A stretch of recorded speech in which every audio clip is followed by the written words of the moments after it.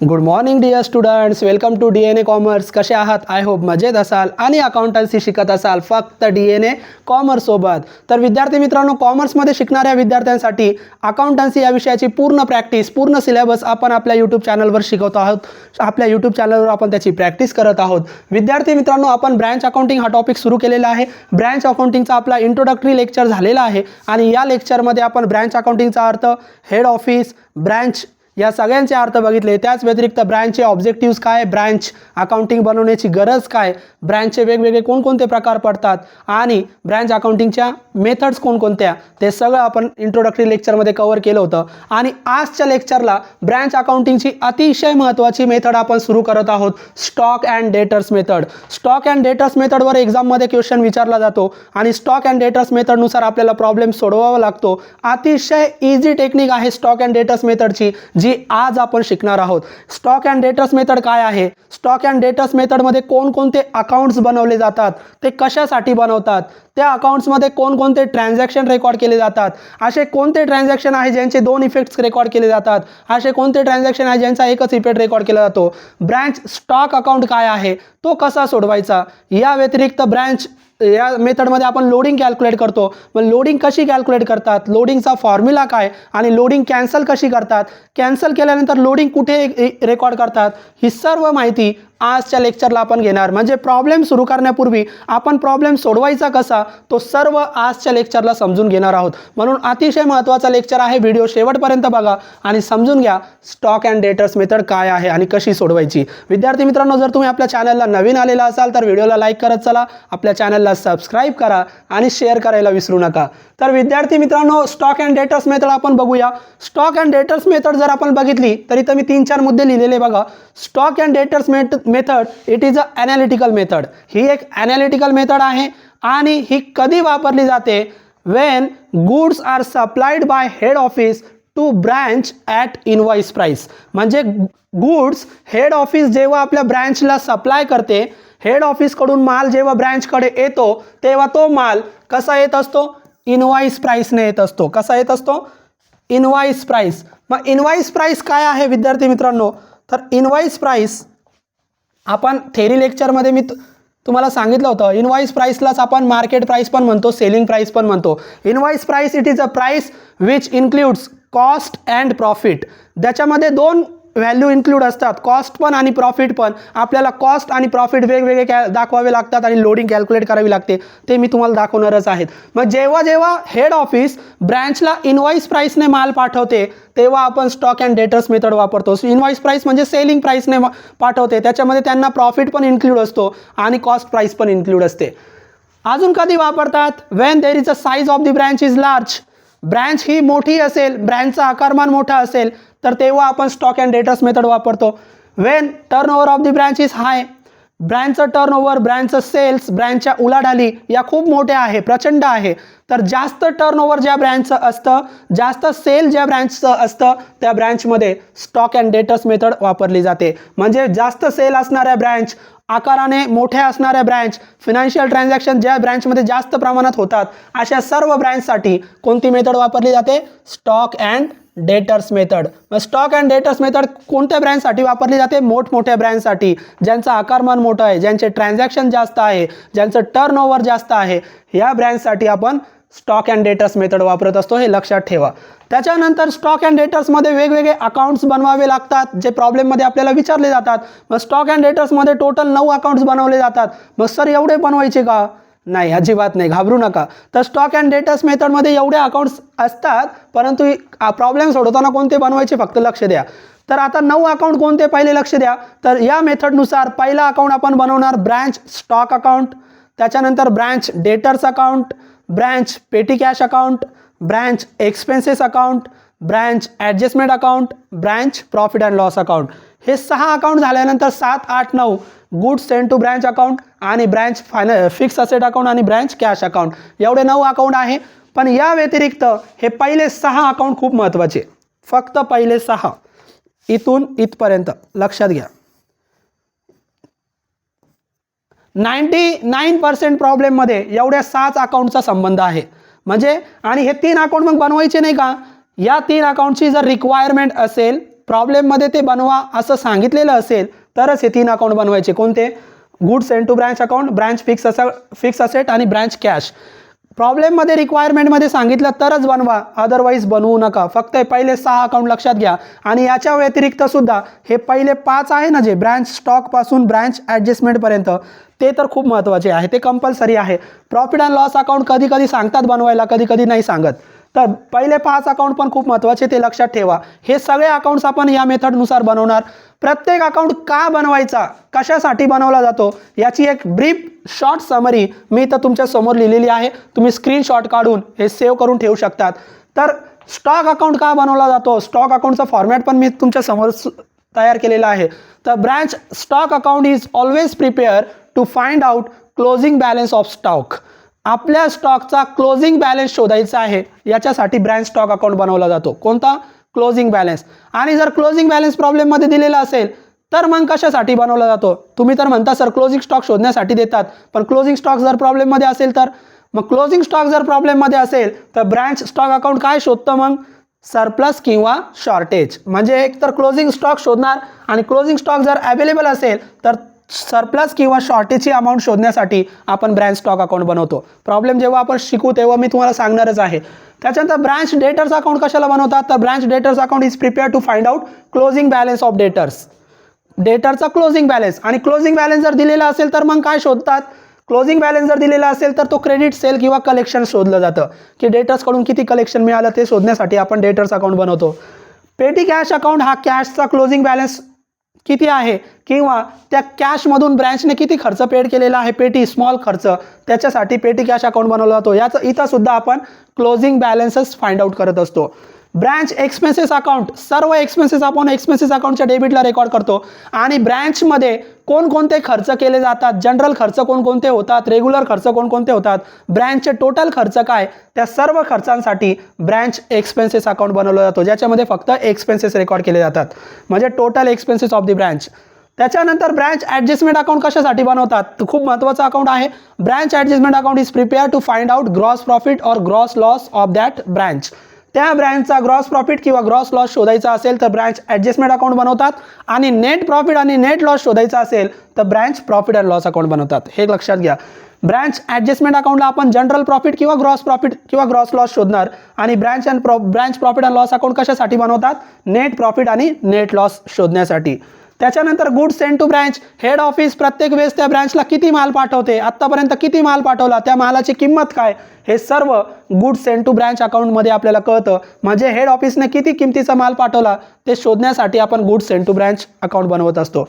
आणि fix asset आणि cash account काय? तर ब्रँचकडे किती फिक्स असेट आहे, फिक्स असेटची ब्रँचची काय पोझिशन आहे ते शोधण्यासाठी फिक्स असेट अकाउंट बनवतात. आणि तसंच ब्रँचची कॅश पोझिशन काय, ब्रँचकडे सफिशियंट कॅश अवेलेबल आहे की नाही हे शोधण्यासाठी कॅश अकाउंट बनवतात. हे सर्व झाले अकाउंट्स. तर पहिले 6 अकाउंट्स महत्त्वाचे हे लक्षात ठेवा. आता ब्रँच स्टॉक अकाउंटचा नमुना फॉर्मॅट मी तुमच्या समोर तयार केलेला आहे. बाकीचे अकाउंट मी तयार नाही केले, ते आपण डायरेक्ट प्रॉब्लेममध्ये शिकू. फक्त टेक्निक समजून घ्या. ब्रँच स्टॉक अकाउंटचा फॉर्मॅट हा एक अकाउंट आहे. प्रत्येक अकाउंटला असे 4 कॉलम तुम्ही बनवणार. पर्टिक्युलर्स अमाऊंट, डेबिट आणि क्रेडिट. इथं फॉर्मॅट आहे, आपण काय अमाऊंट लिहित नाही आहे म्हणून मी अमाऊंटचे छोटे कॉलम बनवलेले आहे. प्रॉब्लेम जेव्हा असेल तेव्हा आपण मोठे करूया. आता स्टॉक अकाउंट कसा सोडवायचा? तर एक लक्षात घ्या, प्रॉब्लेममध्ये स्टॉक, डेटर्स आणि पेटी कॅश या तिघांचे ओपनिंग बॅलन्सेस दिले जातात. प्रॉब्लेममध्ये स्टॉक, डेटर्स आणि पेटी कॅश या तिघांचे ओपनिंग बॅलन्सेस दिले जातात. आणि हे तिन्हीच्या तिन्ही आपल्या असेट आहे. स्टॉक, डेटर्स आणि कॅश आपल्या काय आहे? असेट आहे. तर आपण कॉमर्समध्ये शिकलेलो आहोत, assets opening balance should be recorded to the debit side.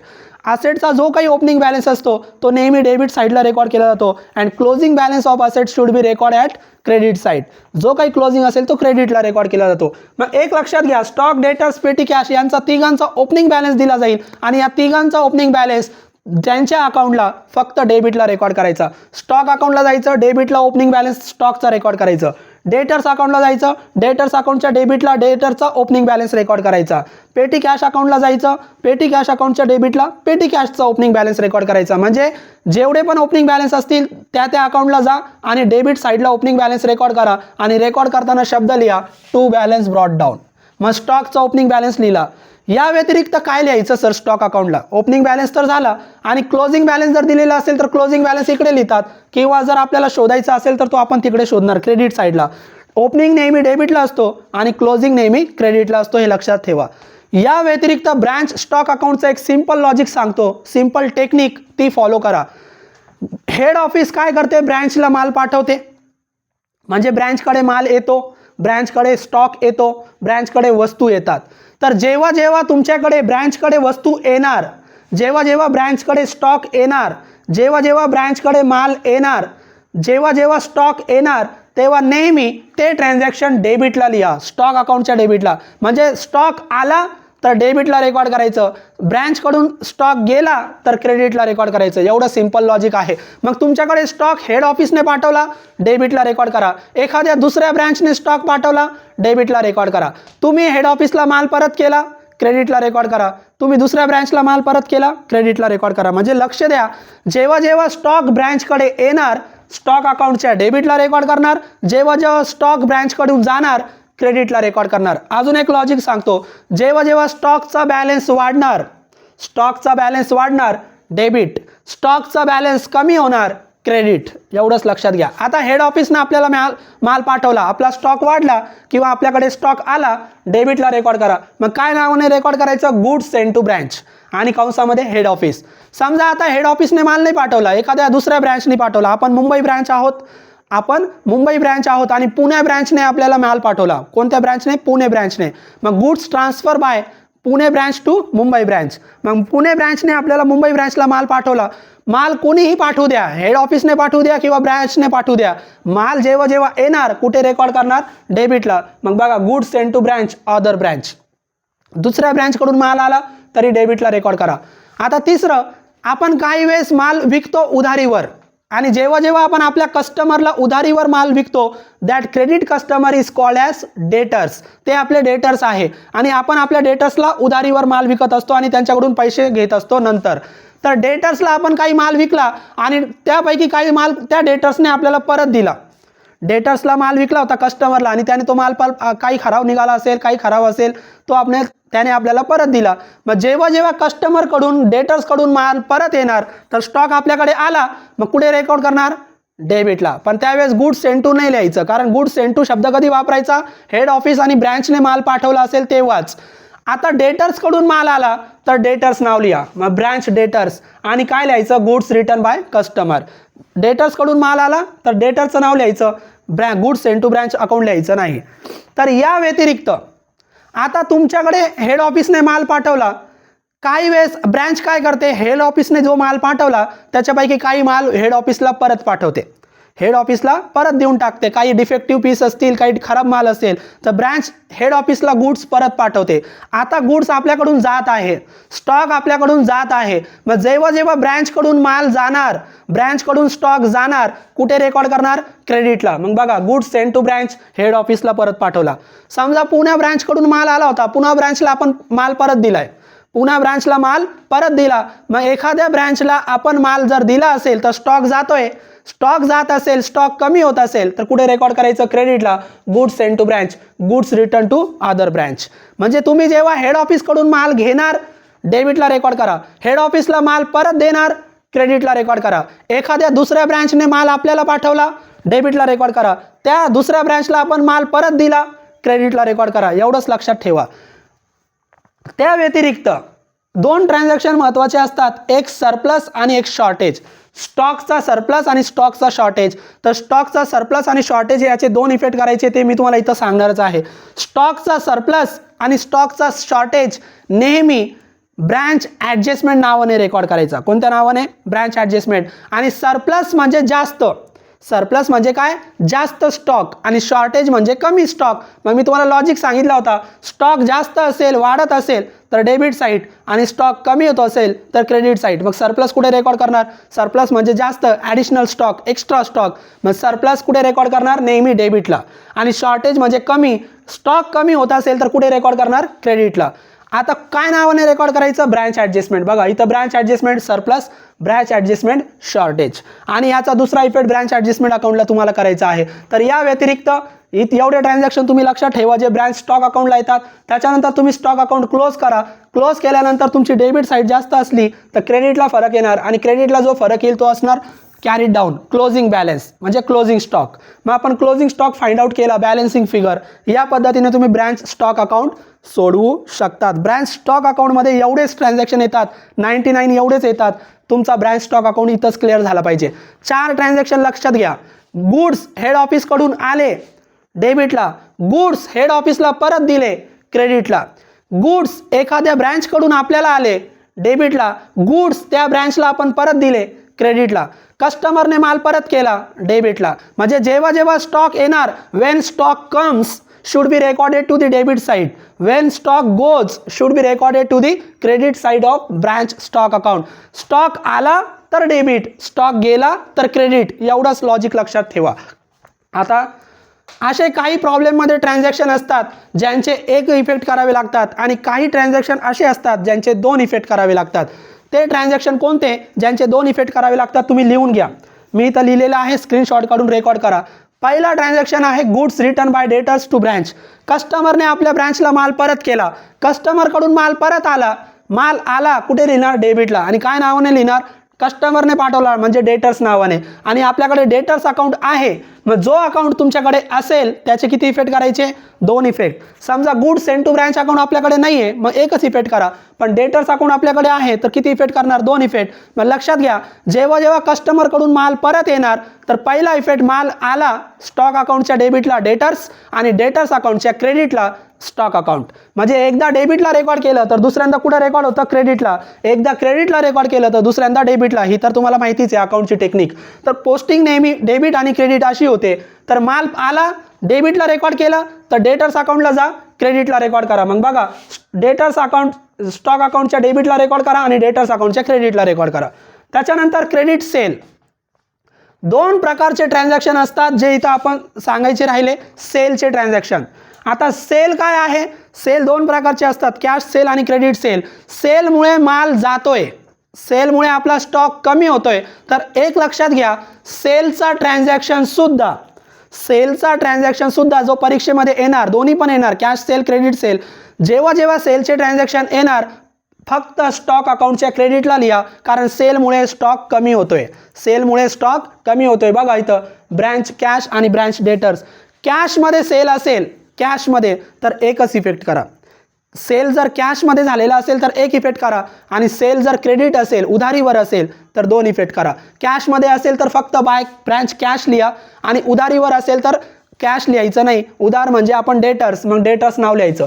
मग डेटर्स नाव एकदा लिहिलं तर याचे 2 इफेक्ट करायचे कारण डेटर्स अकाउंट आपल्याकडे आहे. मग इकडे जर क्रेडिटला रेकॉर्ड झाला तर डेटर्स अकाउंटच्या कुठे जाणार डेटर्स अकाउंटच्या डेबिटला जाणार. मग डेटर्स अकाउंटच्या डेबिटला आणि स्टॉकच्या क्रेडिटला कोणता क्रेडिट सेल. म्हणजे सेल जेव्हा जेव्हा येणार सेलमुळे स्टॉक कमी होणार. स्टॉक कमी होणार म्हणजे क्रेडिटला रेकॉर्ड करा स्टॉक अकाउंटच्या. कॅश सेल असेल तर एकदा रेकॉर्ड करा. क्रेडिट सेल असेल तर कस्टमरचा डेटर्स नावाने 2दा रेकॉर्ड करा. इकडं क्रेडिटला आणि डेटर्स अकाउंटच्या डेबिटला. त्याच्यानंतर तिसरा ब्रँच एक्सपेन्सेस. असे काही खर्च आहे जे फक्त डेटर्सशी संबंधित आहे. ब्रँचचे 3 खर्च मी तुम्हाला सांगतोय ते खर्च फक्त डेटर्सशी संबंधित आहे आणि त्या खर्चाचे 2 इफेक्ट करायचे. बाकीचे खर्च जनरल असतात त्याचे एकच इफेक्ट करा. पण या खर्चांचे 3 इफेक्ट करायचे. ते 3 खर्च कोणते लिहून घ्या. एक आहे डिस्काउंट अलाउड. दुसरा आहे बॅड डेब्ट्स आणि तिसरा आहे अलाउन्सेस टू कस्टमर. हे 3ही खर्च डेटर्सशी संबंधित आहे आणि या 3ही खर्च जेव्हा परीक्षेमध्ये प्रॉब्लेममध्ये येतात तेव्हा यांचा 2 इफेक्ट करायचे. हे पहिल्यांदा डेटर्सशी संबंधित आहे आणि हे एक्सपेन्सेस आहे. काय आहे एक्सपेन्सेस. एक्सपेन्सेससाठी आपण एक्सपेन्सेस अकाउंट बनवलेला असतो. मग सर्व खर्च एक्सपेन्सेस अकाउंटच्या डेबिटला कारण एक्सपेन्सेस डेबिटला असतात. मग पहिला इफेक्ट एक्सपेन्सेस अकाउंटच्या डेबिटला रेकॉर्ड करा. एक्सपेन्सेस अकाउंटच्या डेबिटला डेटर्स नावाने. आणि दुसरा इफेक्ट डेटर्सला दाखवायचे कारण डेटर्सशी संबंधित आहे. मग दुसरा इफेक्ट डेटर्स अकाउंटच्या क्रेडिटला दाखवा. संपलं. मग जेव्हा जेव्हा हे 3 खर्च प्रॉब्लेममध्ये येतील 2दा रेकॉर्ड करायचे. एक्सपेन्सेस अकाउंटच्या डेबिटला आणि डेटर्स अकाउंटच्या क्रेडिटला. कोणते 3 खर्च डिस्काउंट अलाउड बॅड डेब्ट्स आणि अलाउन्सेस टू कस्टमर. हे डेटर्सशी संबंधित आहे. 2 इफेक्ट आपल्याला करावे लागतील. एक्सपेन्सेस अकाउंट डेबिट आणि डेटर्स अकाउंट क्रेडिट. त्याच्यानंतर ॲक्च्युअल पेटी एक्सपेन्सेस. काही वेळेस फक्त एवढा एक ट्रान्झॅक्शन दिला जातो की ब्रँचचे पेटी एक्सपेन्सेस एवढे पेड केलेले आहे. तर एक लक्षात घ्या, जेव्हा जेव्हा एक्सपेन्सेस पेड करणार, मग ते पेटी असू द्या किंवा ज्या मोठे खर्च असू द्या, पेटी म्हणजे स्मॉल, मग छोटे खर्च ब्रँचने पेड केले, छोटे खर्च कोणी पेड केले, ब्रँचनी. असं ट्रान्झॅक्शन जर असेल पेटी एक्सपेन्सेस, तर पेटी एक्सपेन्सेस पहिल्यांदा एक्सपेन्सेस कुठे असतात, डेबिटला, एक्सपेन्सेस अकाउंटच्या डेबिटला रेकॉर्ड करायचे. पेटी एक्सपेन्सेस अकाउंटच्या डेबिटला बघा, ब्रँच एक्सपेन्सेस अकाउंट डेबिट. आणि दुसऱ्यांदा त्या एक्सपेन्सेसमुळे ब्रँचची कॅश जाणार आहे. कुणाची, ब्रँचची, कारण ब्रँच पेड करते, मग ब्रँचची कॅश जाणार आहे म्हणून ब्रँचकडे एक सेपरेट अकाउंट आहे, ब्रँच पेटी कॅश अकाउंट. त्या branch petty cash अकाउंटच्या क्रेडिटला, branch petty cash अकाउंटच्या क्रेडिटला. Branch petty cash account कसा आहे, कॅश जर आली ब्रँचकडे तर कॅश अकाउंटच्या डेबिटला, आणि कॅश जर गेली तर कॅश अकाउंटच्या क्रेडिटला. जेव्हा प्रॉब्लेम मी शिकवेल तेव्हा मी तुम्हाला टेक्निक सांगणारच आहे. तर ब्रँचने पेटी एक्सपेन्सेस पेड केले तर काय करायचं, एक्सपेन्सेस म्हणून एक्सपेन्सेस अकाउंटच्या डेबिटला दाखवा आणि दुसऱ्यांदा पेटी कॅशच्या क्रेडिटला दाखवा. मग पेटी एक्सपेन्सेसचा ट्रान्झॅक्शन आला तर दोनदा रेकॉर्ड करा, एक्सपेन्सेस अकाउंटच्या डेबिटला आणि पेटी कॅश जाणार आहे म्हणून क्रेडिटला, कॅश अकाउंटच्या. त्याच्यानंतर 5वा ट्रान्झॅक्शन, आपण आपल्या कस्टमरवर, आपण आपल्या डेटर्सवर इंटरेस्ट चार्ज करतोय, over dues of credit customer. काय करतो आपण, उधारीवर माल विकतो एखाद्या व्यक्तीला आणि त्याला मुदत देतो, 15-20 दिवसात आम्हाला पैसे दे. जर त्याने दिले नाही तर आपण त्याच्यावर इंटरेस्ट आकारतो, व्याज. ही ट्रान्झॅक्शन काही प्रॉब्लेममध्ये देतात, काही प्रॉब्लेममध्ये नाही देत.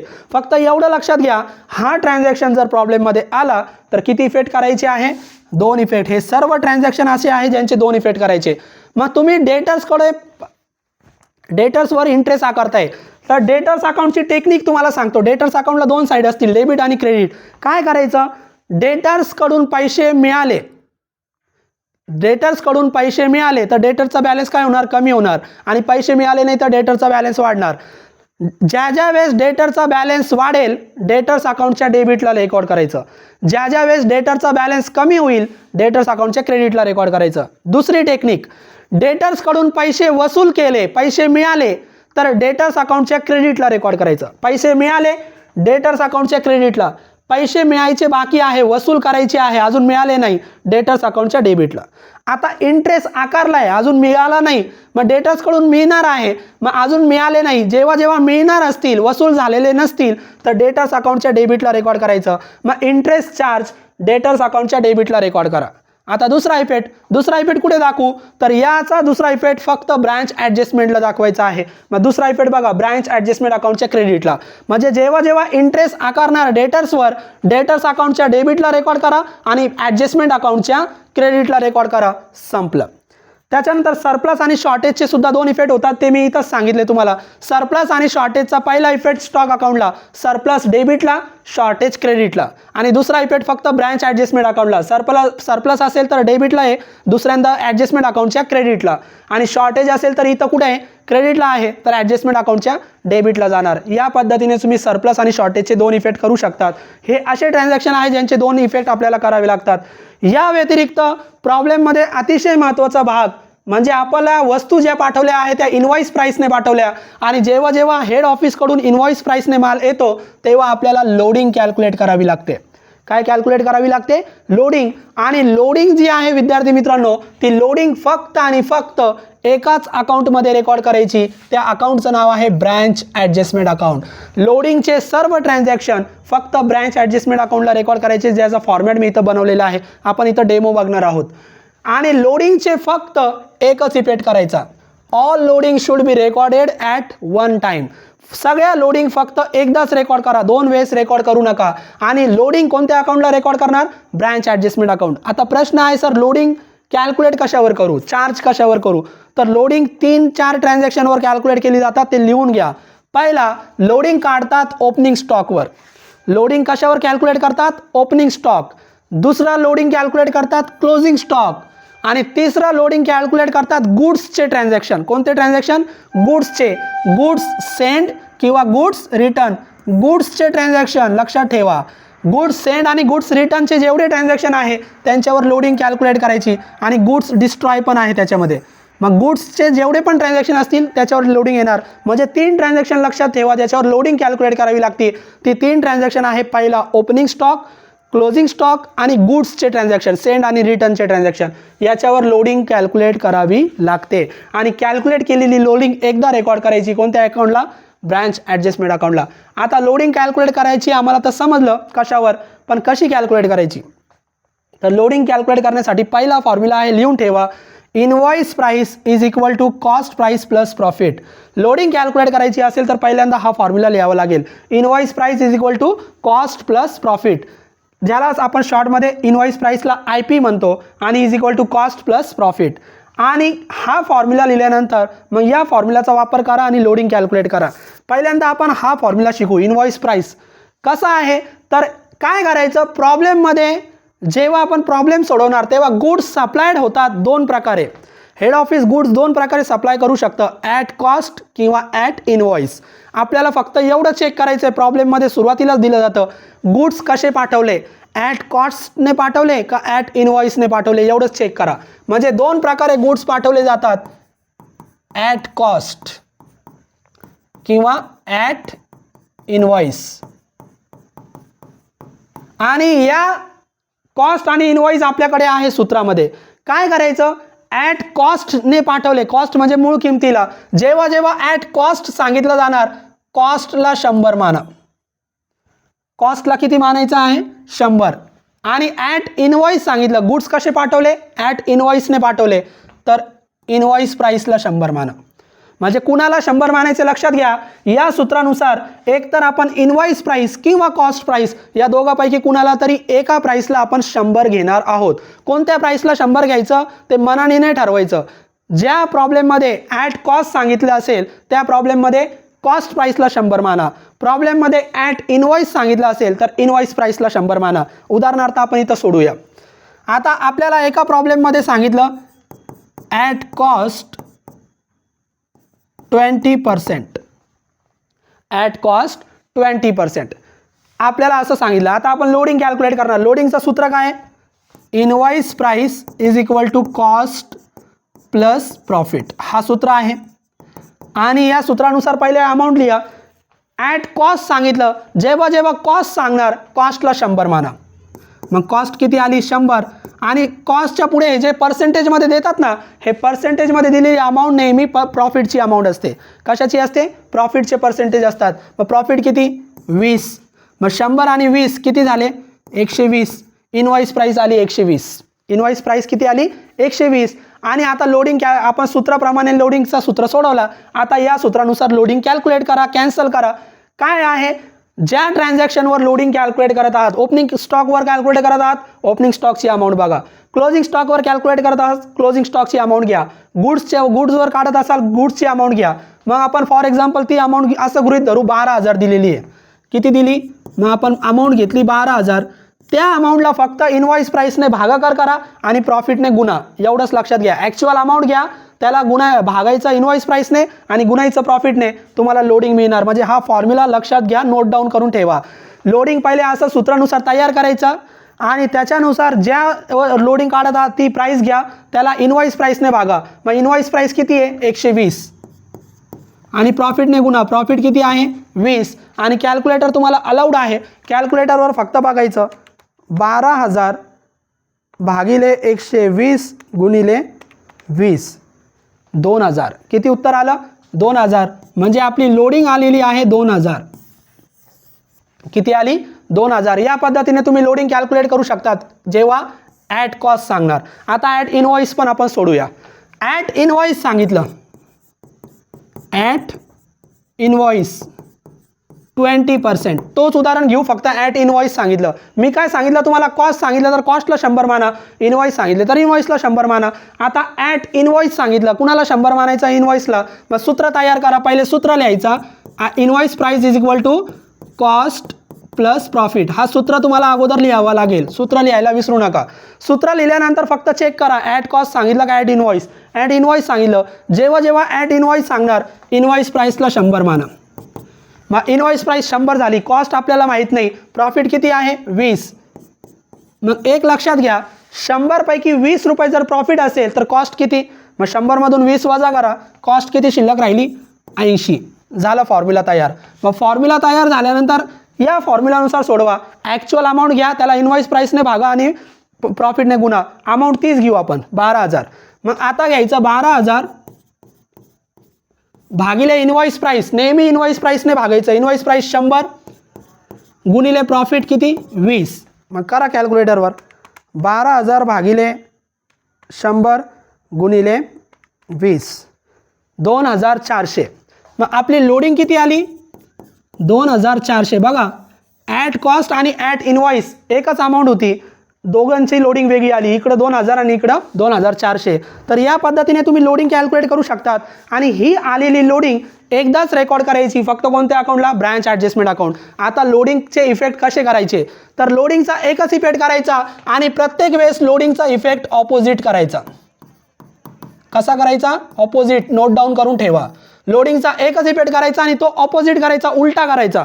उलटा कसा असा उलटा टांगायचा का नाही. तर लक्षात घ्या लोडिंग यांच्यावर काढतो आपण, मग यांचे ओरिजिनल इफेक्ट लक्षात ठेवायचे आणि ओरिजिनल इफेक्टचे उलटे इफेक्ट करायचे.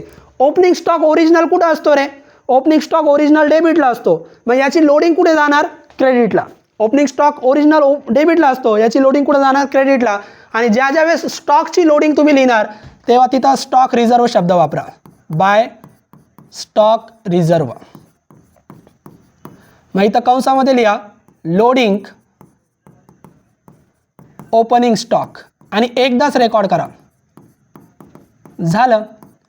ओपनिंग स्टॉकवर लोडिंग काढली. ओपनिंग स्टॉक ओरिजिनल डेबिटला असतो, लोडिंग कुठे जाणार क्रेडिटला. आता क्लोजिंग स्टॉकची लोडिंग समजा आपण काढली. क्लोजिंग स्टॉक ओरिजिनल कुठे असतो ओपनिंग स्टॉक डेबिटला असतो, क्लोजिंग स्टॉक ओरिजिनल क्रेडिटला असतो. मग क्लोजिंग स्टॉक क्रेडिटला आहे तर लोडिंग कुठे जाणार डेबिटला. मग डेबिटला लिहा स्टॉकची लोडिंगसाठी फक्त स्टॉक रिझर्व शब्द वापरायचा. स्टॉक रिझर्व आणि कंसामध्ये लोडिंग कोणती क्लोजिंग स्टॉक. झाले. दोन्ही स्टॉकच्या लोडिंग कॅल्क्युलेट झाल्या, दोन्ही स्टॉकच्या लोडिंग रेकॉर्ड पण झाल्या. ओपनिंग स्टॉक क्लोजिंग स्टॉकच्या लोडिंग ॲडजस्टमेंट अकाउंटला कशा रेकॉर्ड केल्या उलट्या. ओपनिंग स्टॉक डेबिटला असतो, लोडिंग जाणार क्रेडिटला. क्लोजिंग स्टॉक क्रेडिटला असतो, लोडिंग जाणार डेबिटला. या व्यतिरिक्त ओपनिंग स्टॉकची लोडिंग झाली, क्लोजिंग स्टॉकची लोडिंग झाली. या व्यतिरिक्त लोडिंग आता तिसरी फक्त गुड्स सेंड आणि गुड्स रिटर्नच्या ट्रान्झॅक्शनवर कॅल्क्युलेट करायचे आणि गुड्सचे सर्व ट्रान्झॅक्शन फक्त स्टॉक अकाउंटला बघायचे. फक्त स्टॉक अकाउंटला बघायचे आणि स्टॉक अकाउंटची पहिले डेबिट साईड घ्यायची. जेवढे पण गुड्सचे ट्रान्झॅक्शन आहे त्याच्यावर लोडिंग कॅल्क्युलेट करा. मग हे बघा इथं गुड्स सेंट एक, इथं गुड्स सेंट दुसरा, इथं गुड्स सेंट नाही आहे, ब्रँच डेटर्स आहे, डेटर्सवर लोडिंग घेत नाही आपण. मग गुड्स सेंट किती आहे 2 आहे. आता या दोन्हीवर लोडिंग कॅल्क्युलेट करायची. आता हे ओरिजिनल कुठे दिसतात डेबिटला, याची लोडिंग कुठे जाणार क्रेडिटला. मग आपण क्रेडिटला जाणार आणि क्रेडिटला लिहिणार बाय. आता शॉर्टमध्ये लिहितोय मी गुड्स सेंट कंसामध्ये लोडिंग, जी अमाऊंट असेल लोडिंगची ती. परत 2 गुड्स सेंट होते, दोन्ही लिहा गुड्स सेंट कंसामध्ये लोडिंग, जी अमाऊंट तुम्ही लोडिंगची काढली ती लोडिंगची अमाऊंट या पद्धतीने काढायची. समजलं. परत स्टॉक अकाउंटला जा. गुड्सवर लोडिंग काढण्यासाठी स्टॉक अकाउंट बघायचं. आता डेबिटचे गुड्स झाले. क्रेडिटला बघा कोणकोणते गुड्स सेंट आले. क्रेडिटला एक गुड्स सेंट आहे इथं, त्याच्यानंतर इथं एक goods sent to branch, 2 goods sent आले. मग क्रेडिटला 2 गुड्स सेंट आहे, त्याची 2 लोडिंग कॅल्क्युलेट करायची आणि 2 लोडिंग कुठे जाणार ओरिजिनल क्रेडिटला आहे तर लोडिंग जाणार डेबिटला. मग डेबिटला यायचं ॲडजस्टमेंट अकाउंटच्या आणि ॲडजस्टमेंट अकाउंटच्या डेबिटला 2 गुड्स सेंट. शॉर्टमध्ये लिहितोय मी आता, नंतर प्रॉब्लेममध्ये आपण बघूया. लोडिंग आणि 2 गुड्स सेंट काय लोडिंग. तर या पद्धतीने तुम्ही ब्रँच ॲडजस्टमेंट अकाउंट सोडू शकता. या व्यतिरिक्त स्टॉक अकाउंटला बघा सरप्लस किंवा शॉर्टेज ॲट अ टाइम दोन्ही पण येतात का रे प्रॉब्लेममध्ये. नाही.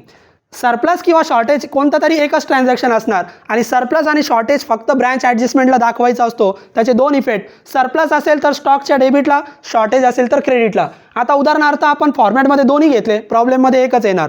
सरप्लस स्टॉकच्या डेबिटला आहे तर ॲडजस्टमेंटच्या कुठे जाणार क्रेडिटला. मग ॲडजस्टमेंटच्या क्रेडिटला या आणि इकडे लिहा by branch stock, by branch stock कंसामध्ये सरप्लस. आणि शॉर्टेज कुठे आहे, शॉर्टेज सरप्लस डेबिटला असतो आणि शॉर्टेज कुठे असतो क्रेडिटला. मग शॉर्टेज क्रेडिटला आहे तर ॲडजस्टमेंटच्या कुठे जाणार डेबिटला. मग इकडे लिहा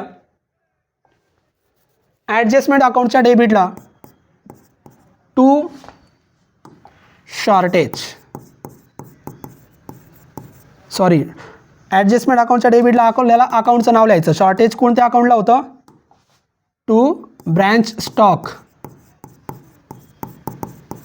आणि कंसामध्ये लिहा शॉर्टेज. तर या पद्धतीने त्याच्यानंतर स्टॉक अकाउंट क्लोज करा. ॲडजस्टमेंट अकाउंट क्लोज केल्यानंतर मी तुम्हाला इथं सांगितलं होतं ॲडजस्टमेंट अकाउंट आपण फक्त ग्रॉस प्रॉफिट आणि ग्रॉस लॉस शोधण्यासाठी कॅल्क्युलेट करतो. ॲडजस्टमेंट अकाउंट ग्रॉस प्रॉफिट आणि ग्रॉस लॉस. मग काय करायचं, ॲडजस्टमेंट अकाउंटची समजा डेबिट साईड जास्त आहे तर क्रेडिटला फरक येणार आणि क्रेडिटला जर फरक आला तर याला नाव द्यायचं ग्रॉस किंवा जनरल लॉस आणि जर डेबिटला फरक आला तर याला नाव द्यायचं ग्रॉस किंवा जनरल प्रॉफिट. तर या पद्धतीने तुम्ही ॲडजस्टमेंट अकाउंट सोडू शकतात. ॲडजस्टमेंट अकाउंट क्लोज केल्यानंतर डेबिटला फरक आला तर ग्रॉस प्रॉफिट, क्रेडिटला फरक आला तर ग्रॉस लॉस आणि हा ट्रान्सफर करायचा प्रॉफिट अँड लॉस अकाउंटला. प्रॉफिट अँड लॉस अकाउंट नसेल तर हा यालाच म्हणायचं नेट प्रॉफिट आणि नेट लॉस. तर या पद्धतीने ॲडजस्टमेंट अकाउंट्स कॅल्क्युलेट करतात. ॲडजस्टमेंट अकाउंटला लोडिंग कॅल्क्युलेट करायचे आणि लोडिंगचे ट्रान्झॅक्शन ऑपोजिट रेकॉर्ड करायचे. लक्षात ठेवा, ओपनिंग स्टॉकची लोडिंग क्रेडिटला जाणार कारण तो डेबिटला असतो. क्लोजिंग स्टॉक ओरिजिनल क्रेडिटला असतो तर त्याची लोडिंग डेबिटला येणार आणि स्टॉकची लोडिंग फक्त स्टॉक रिझर्व्ह नावाने रेकॉर्ड करायची. त्याच्यानंतर स्टॉक अकाउंटला जायचं. स्टॉक अकाउंटला जेवढे पण गुड्सचे ट्रान्झॅक्शन आहे पहिले डेबिटचे, मग ते डेबिटचे रेकॉर्ड करायचे इकडं क्रेडिटला लोडिंग आणि जे क्रेडिटला आहे ते इकडं डेबिटला रेकॉर्ड करायचे लोडिंग आणि सरप्लस शॉर्टेज जर आलेले असतील तर सरप्लस शॉर्टेजवर रेकॉर्ड करा. या पद्धतीने ब्रँच ॲडजस्टमेंट अकाउंट तुम्ही कॅल्क्युलेट करू शकतात. इथं तुमचा ब्रँच ॲडजस्टमेंट अकाउंट पण क्लिअर झाला आणि ब्रँच स्टॉक अकाउंट पण क्लिअर झाला. हे दोनच अकाउंट खूप महत्त्वाचे होते. बाकी डेटर्स अकाउंट, पेटी कॅश अकाउंट, एक्सपेन्सेस अकाउंट हे तर चिल्लर अकाउंट आहे, म्हणजे खूप सोपे आहे. हे फक्त दोन अकाउंटमध्ये मुलं चुकतात ज्यांचे दोघांचे फॉर्मॅट आजच्या लेक्चरला आपण क्लिअर केले. लोडिंग खूप महत्त्वाची आहे विद्यार्थी मित्रांनो. लोडिंग कॅल्क्युलेट करता आली पाहिजे. लोडिंगचा एकच इफेक्ट करायचा फक्त ब्रँच ॲडजस्टमेंट अकाउंटला. लोडिंगचा इफेक्ट जेव्हा तुम्ही करणार ओरिजिनल बघायचं कुठं आहे आणि लोडिंग त्याच्या विरुद्ध दिशेला ऑपोजिट डायरेक्शनला रेकॉर्ड करायची. लोडिंग कशावर कॅल्क्युलेट करतात? 3 transaction, opening stock, closing stock आणि सगळे गुड्स सेंड आणि गुड्स रिटर्नचे ट्रान्झॅक्शन. कॅल्क्युलेट कशी करतात? तर लोडिंग कॅल्क्युलेट करत असताना पहिले सूत्र घ्या, invoice price is equal to cost price plus profit. मग इनवॉइस प्राइस आणि कॉस्ट प्राइस दोघांपैकी कोणत्या तरी एका प्राइसला 100 मानायचं असतं. कधी 100 मानणार? ॲट कॉस्ट सांगितलं प्रॉब्लेममध्ये तर कॉस्टला 100 माना. ॲट इनवॉइस सांगितलं तर इनवॉइसला 100 माना. मग इथं ॲट कॉस्ट सांगितलं कॉस्टला 100 माना. इथं ॲट इनवॉइस सांगितलं इनवॉइसला 100 माना. या पद्धतीने ते एक फॉर्म्युला तयार करा. तो फॉर्म्युला तयार झाल्यानंतर या फॉर्म्युलानुसार लोडिंग कॅल्क्युलेट करा. लोडिंग कॅल्क्युलेट करायची असेल तर ज्याच्यावर काढताय त्याची अमाऊंट घ्या आणि त्याला फक्त इनवॉइस प्राइसने भागा आणि प्रॉफिटने गुणा. इनवॉइस प्राइसने भागायचं आहे आणि प्रॉफिटने गुणायचं आहे आणि अमाऊंट ओपनिंग स्टॉकची असेल तर ओपनिंग स्टॉक, क्लोजिंग स्टॉकचा असेल तर क्लोजिंग स्टॉक आणि यांची अमाऊंट, जी अमाऊंट प्रॉब्लेममध्ये असेल ती अमाऊंट घ्या, इनवॉइस प्राइसने भागा, प्रॉफिटने गुणा. या पद्धतीने लोडिंग येणार आणि लोडिंग कॅल्क्युलेट करा ब्रँच ॲडजस्टमेंटला एकदाच. त्याच्यानंतर स्टॉक डेटर्समध्ये हे अकाउंट्स बनवतात, तुम्हाला मी शिकवले. हे पहिले 5-6 अकाउंट व्यवस्थित लक्षात ठेवा. त्याच्यापैकी पहिले 5 अकाउंट खूप महत्त्वाचे आहे. त्याच्यानंतर कोणकोणत्या ट्रान्झॅक्शनवर 2 इफेक्ट करतात ते लक्षात ठेवा. आणि ब्रँच स्टॉक अकाउंटचं सिंपल लॉजिक आपण शिकलो. जेव्हा जेव्हा स्टॉक आपल्याकडे येणार स्टॉक अकाउंटच्या डेबिटला रेकॉर्ड करा, स्टॉक आपल्याकडून जाणार स्टॉक अकाउंटच्या क्रेडिटला रेकॉर्ड करा. आय होप पूर्ण तुम्हाला branch accounting stock and debtors मेथडनुसार कसा सोडवायचा आजच्या लेक्चरला समजलं असेल. आजचा लेक्चर व्यवस्थितपणे पूर्ण बघा आणि तुम्हाला समजलेलं असेल आता की स्टॉक अँड डेटर्स मेथडनुसार प्रॉब्लेम कसा सोडवायचा. आता पूर्ण शिकल्यानंतर आपण पुढच्या लेक्चरला पहिला प्रॉब्लेमची प्रॅक्टिस करणार आहोत. आय होप तुम्हाला स्टॉक डेटर्स मेथड समजली असेल. लोडिंग कशी कॅल्क्युलेट करायची, स्टॉक अकाउंट कसा बनवायचा, ॲडजस्टमेंट अकाउंट कसे बनवायचे, हे अकाउंट कशासाठी बनवतात, कोणत्या ट्रान्झॅक्शनचे 2 इफेक्ट करायचे, सर्व आज आपण शिकलो. व्हिडिओ जर आवडलेला असेल विद्यार्थी मित्रांनो लाईक करा आणि जास्तीत जास्त शेअर करा. थँक्यू.